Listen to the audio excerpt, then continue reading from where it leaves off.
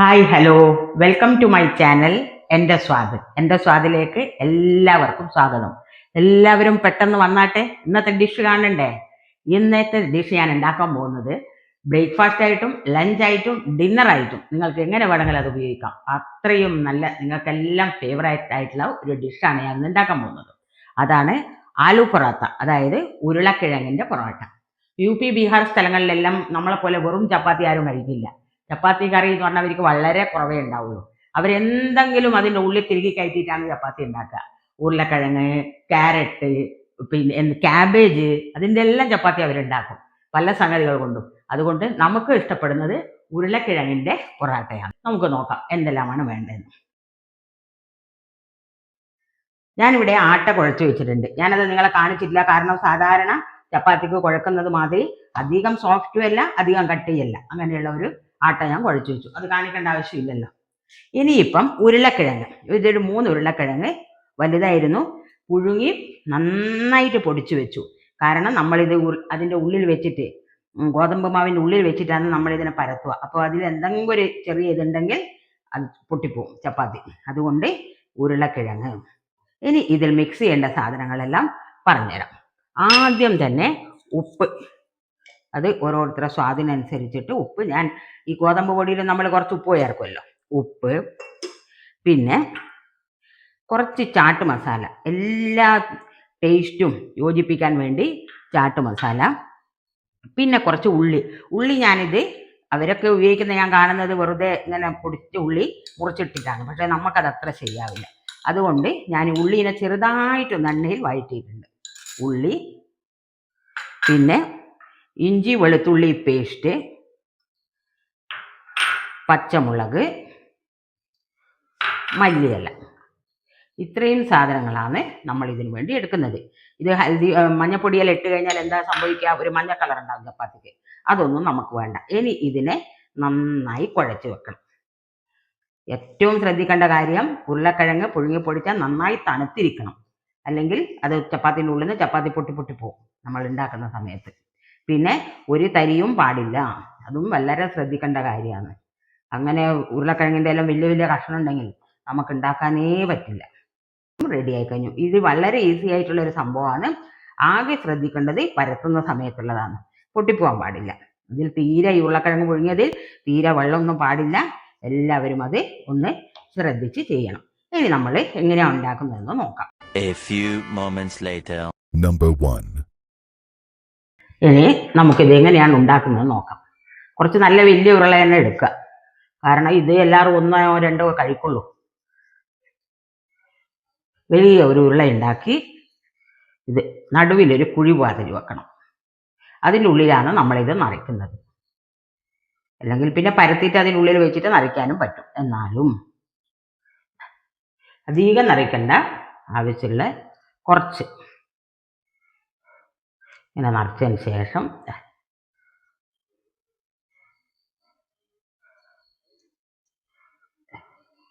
ഇതങ്ങനെ ചുരുട്ടി ഇങ്ങനെയുള്ള ഒരു ഇതാക്കി എടുക്കാം. എന്നിട്ട് ഇനി നമുക്കിതിനെ പരത്തിയെടുക്കാം. ഈ ആദ്യം ഇതിൻ്റെ മുകളിൽ നന്നായിട്ട് പൊടി വിതറുക. പിന്നെ കുറച്ച് സമയം കൈ കൊണ്ട് തന്നെ ആയി കൊടുക്കുക, കാരണം വല്ല കട്ടിയുള്ള ഉരുളക്കിഴങ്ങ് കഷ്ണം ഉണ്ടെങ്കിൽ അതൊന്ന് പോയിക്കോട്ടെ. എല്ലാം ഒന്ന് നേരെ നിൽക്കാൻ വേണ്ടിയിട്ടാണ് ഇങ്ങനെ കൈ കൊണ്ടായി കൊടുക്കുന്നത്.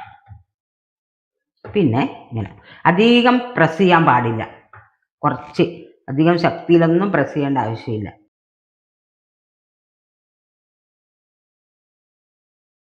ഭയങ്കര വലിപ്പമുള്ള ചപ്പാത്തിയും ആവശ്യമില്ല, കുറച്ച് വലിപ്പം കുറഞ്ഞാൽ റൗണ്ടൊക്കെ കുറഞ്ഞാലും കുഴപ്പമില്ല.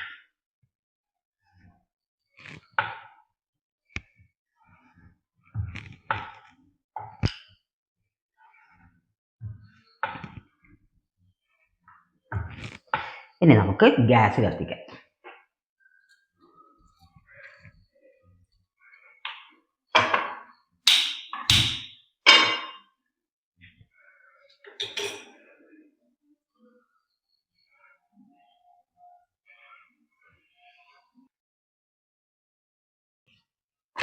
ചൂടായതിനു ശേഷം തവയുടെ മുകളിൽ ഇതിടുക. ഒരു സൈഡ് നന്നായി ആയതിനു ശേഷം മറിച്ചിട്ട് നമുക്ക് മറ്റേ സൈഡും കൂടെ ചെയ്യാം. ഇത് നല്ല ടേസ്റ്റ് ഉള്ളതാണ്, കുട്ടികൾക്കെല്ലാം ഭയങ്കര ഇഷ്ടപ്പെടും.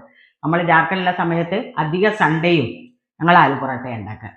ആലു പൊറോട്ട എന്ന് പറഞ്ഞാൽ എല്ലാവർക്കും, വലിയ ഉരുളക്കിഴങ്ങിൻ്റെ പൊറോട്ട എന്ന് പറഞ്ഞാൽ എല്ലാവർക്കും ഭയങ്കര ഇഷ്ടമുള്ള സംഗതിയാണ്.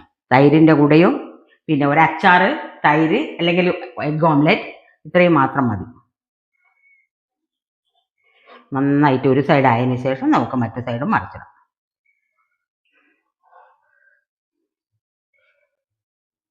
ഇതിൻ്റെ ഉള്ളിലുള്ള വേവില്ല എന്നുള്ള പേടിയൊന്നും വേണ്ട, കാരണം അതെല്ലാം നമ്മൾ പുഴുങ്ങിയിട്ടൊക്കെ ഇട്ടല്ലേ.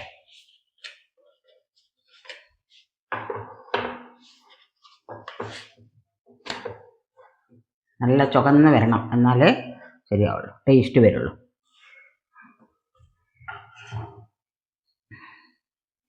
കുറച്ച് എണ്ണ വരട്ടി കൊടുക്കുക. ഇത് ലാസ്റ്റിൽ കഴിക്കാൻ കൊടുക്കുന്ന സമയത്ത് കുറച്ച് ബട്ടർ വരട്ടേണ്ടത് അത്യാവശ്യമാണ്, അപ്പോഴാണ് ഇതിൻ്റെ ടേസ്റ്റ് മുഴുവൻ വരിക. കണ്ടില്ലേ, ഒരു സൈഡ് ഇങ്ങനെ ചുവന്ന് വരുന്നുണ്ട്. നന്നായിട്ട് ആയിക്കോട്ടെ.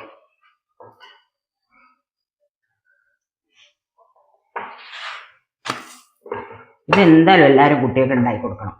വളരെ ഈസി അല്ലേ, വളരെ ഈസി ആയിട്ടുള്ളതാണ്. ഒരു ചേഞ്ച് അല്ലേ നമുക്ക്, അല്ലേ? ഞങ്ങൾ ചിലപ്പോൾ ഉച്ചക്കെല്ലാം ഉണ്ടാക്കി കഴിക്കാറുണ്ട്.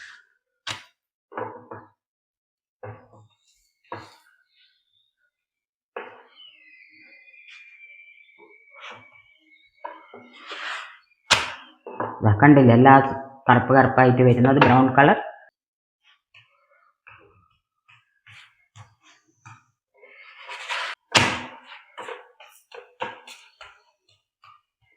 ഈ സൈഡൊക്കെ നല്ലോണം വെന്ത് വരണം. ചപ്പാത്തി വേവാൻ അത്ര സമയമല്ലേ വേണ്ടു. അങ്ങനെ ഒന്നായി കഴിഞ്ഞു. Number 2. രണ്ടാമത്തതും ഇങ്ങനെ തന്നെ, ഇങ്ങനെ ഒരു കൊട്ട പോലെ ഉണ്ടാക്കിയാൽ മതി. കണ്ടില്ല, കൊട്ട പോലെ ഉണ്ടാക്കി അതിൻ്റെ ഉള്ളിലേക്ക് ആവശ്യമുള്ളത് മിക്സ് നിറച്ച് ഫില്ലിങ് ചെയ്ത് ഈ കൊട്ടയെ നന്നായിട്ട് അങ്ങനെ മൂടി വരണം.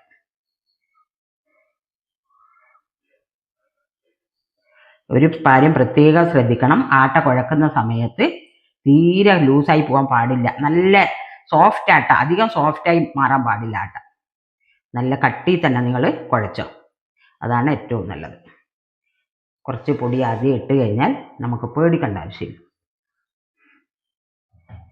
കൈ കൊണ്ട് ആദ്യം ഒന്ന് ചെയ്ത് കൊടുക്കണം, അല്ലെങ്കിൽ പിന്നെ ചിലപ്പം വലിയ വലിയ കഷ്ണമെല്ലാം ഉണ്ടെങ്കിൽ എന്തിൻ്റെങ്കിലും മതി, പച്ചമുളകും അത് ഇതെല്ലാം ഉണ്ടെങ്കിൽ എല്ലാം പുറത്ത് വരും, പിന്നെ ഉരുട്ട് പോവും എല്ലാം കൂടെ.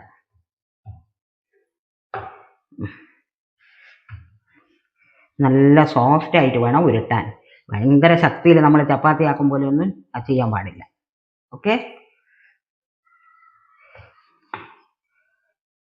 ഞാനൊരു സംഗതി പറയുമ്പോൾ നിങ്ങൾക്കത് മനസ്സിലാവുന്നില്ലെങ്കിൽ എന്നോട് ശരിക്കും പറയണം, എനിക്കതാണ്.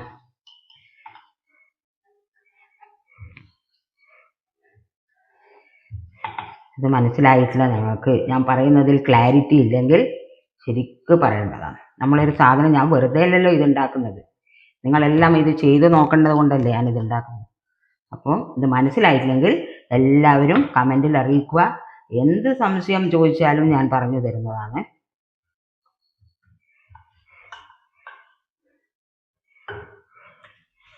രണ്ടാമത്തതും നമ്മൾ ഇട്ടു. കൂട്ടാനൊന്നും ഉണ്ടാക്കണ്ടല്ലോ, അതുകൊണ്ട് രാത്രി സമയത്ത് ഇത് വേഗം കഴിയുകയും ചെയ്യും. എനിക്ക് കൂട്ടാൻ ഉണ്ടാക്കാൻ മടിയുള്ള സമയത്താണ് ഞാൻ ഇങ്ങനത്തെ സംഗതിയെല്ലാം ചെയ്യുക. ക്യാരറ്റിൻ്റെ ഉണ്ടാക്കും, ക്യാരറ്റിൻ്റെ എൻ്റെ കുട്ടികൾക്കൊന്നും ഇഷ്ടമല്ലായിരുന്നു. ടിഫിൻ കൊടുത്തു വിട്ടാൽ രണ്ടുപേർക്കും ദേഷ്യമായി, നമ്മ എന്തെന്നായിരുന്നു ഉണ്ടാക്കി തന്നതെന്ന്. പക്ഷേ നല്ല ഗുണമുള്ള ചപ്പാത്തി അല്ലേ ക്യാരറ്റിൻ്റെ എന്നൊക്കെ പറയുമ്പോൾ, ക്യാരറ്റൊക്കെ കഴിക്കാത്ത കുട്ടികൾക്ക് അത് അവരുടെ ശരീരത്തിൽ എത്തിക്കോളും നമ്മളിങ്ങനെ എന്താ ഉണ്ടാക്കി കൊടുത്തു കഴിഞ്ഞാൽ.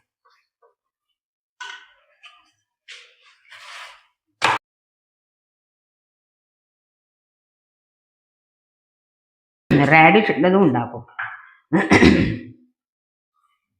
Carrot, radish. എനിക്ക് ക്യാബേജിൻ്റെ ഉണ്ടാക്കുന്ന കാണുമ്പോൾ അതിശയം വരിക, എത്ര നന്നായിട്ട് അവരുണ്ടാക്കുക എന്നുള്ളത്. നല്ല റൗണ്ടിലെടുത്ത് നല്ല പൊങ്ങി വരുന്നുണ്ട്, ബട്ടർ ഇടാം. അങ്ങനെ രണ്ടാമത്തതും ആയിക്കഴിഞ്ഞു. അങ്ങനെ നമ്മുടെ ആലു പൊറോട്ട റെഡി ആയിരിക്കുകയാണ്. ഇതിൻ്റെ കൂടെ ഞാൻ ഇന്ന് ഒരു തക്കാളി അച്ചാർ ഉണ്ടാക്കിയിട്ടുണ്ട്. ഇതിൻ്റെ റെസിപ്പി ഞാൻ നിങ്ങൾക്ക് പിന്നെ പറഞ്ഞു തരുന്നതാണ്. അതും പിന്നെ തൈരും. പക്ഷെ ഏറ്റവും ശ്രദ്ധിക്കേണ്ടത് നമ്മൾ ഭക്ഷണം കഴിക്കാൻ ഇത് കൊടുക്കുമ്പോൾ കുറച്ച് ബട്ടർ ഇതിൻ്റെ മുകളിൽ കൂടി ചെയ്താൽ ഏറ്റവും നന്നായിരിക്കും. അതാണ് അതിൻ്റെ ടേസ്റ്റ് വരുന്നത് ബട്ടറിൻ്റെ. നിങ്ങൾ പഞ്ചാബിലെല്ലാം പോയാൽ കാണാറില്ലേ. അങ്ങനെ നമ്മുടെ ആലു പൊറോട്ട കഴിക്കാൻ റെഡിയായി. നമ്മുടെ വായിലേക്ക് പോകാൻ വേണ്ടി ഇതാ കാണുമ്പോൾ തന്നെ നല്ല കൊതി വരുന്നില്ലേ ആലു പൊറോട്ട. ഒരു കപ്പ് തൈരും വെച്ചിട്ടുണ്ട്. ഇതും കൊണ്ട് ഞാനിപ്പോൾ എൻ്റെ ഭർത്താവിന് കൊടുക്കാൻ പോവാന്ന്. എല്ലാവരും ഉണ്ടാക്കി നോക്കണം, എന്നിട്ട് അഭിപ്രായം പറയണം, കഴിച്ച് മറ്റുള്ളവർക്ക് ഷെയർ ചെയ്യണം. നിങ്ങളുടെ ഫ്രണ്ട്സുമാർക്കും എന്തായാലും ഇഷ്ടപ്പെടും എല്ലാവർക്കും.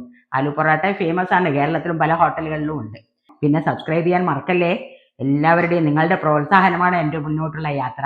ഇനിയും നല്ല നല്ല ഡിഷുകളുമായി ഞാൻ വരുന്നതാണ്. അതുവരെ ഗുഡ് ബൈ.